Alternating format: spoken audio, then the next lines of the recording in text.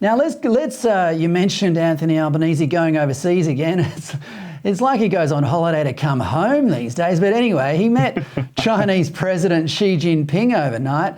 There's been a lot of gushing over this meeting in the media this morning. What did you think of it?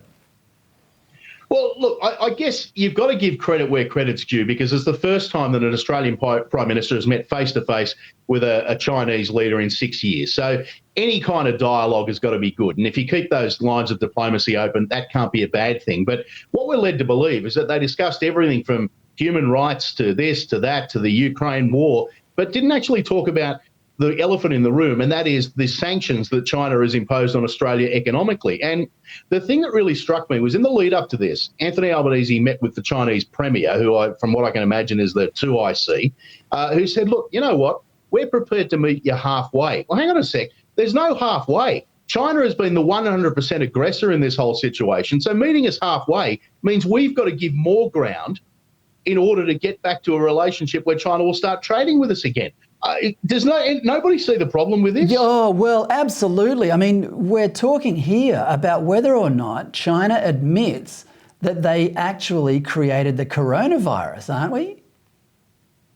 Well, largely that's right. And the whole, the impetus for this whole wolf warrior diplomacy was apparently us having the temerity to come out and say, well, hang on, there should be an investigation into how this virus started, whether or not it escaped from a lab, what China's responsibility is here.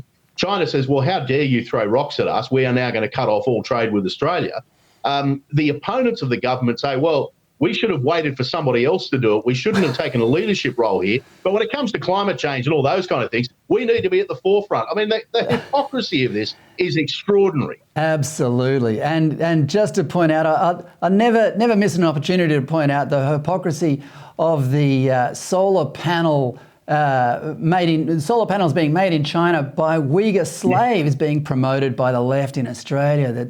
That's a sickening bit of hypocrisy, if you ask me. Now, the meeting between Xi Jinping and US President Joe Biden was slightly longer than the one with Albo. What do you think they talked about, mate?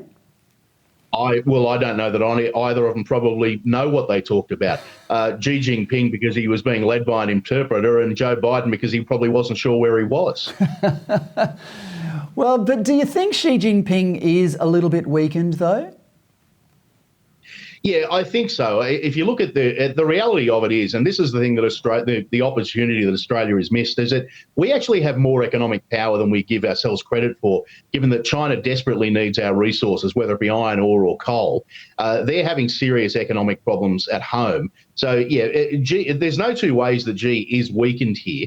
Whether or not, and, you know, I relate him a little bit. I think he's a little bit smarter than Vladimir Putin, but there's a certain point where these political leaders find it very difficult to back down from their positions, and that's the difficulty here for China. He's got problems at home that he's got to deal with, and ultimately that is going to be what drives him, as it is with all politicians. All politics is local, and, you know, most of what you do on the world stage is to appease your own voters, and I say voters in inverted commas in China, obviously, but you know, when there's 1 billion people, you still have to appease them.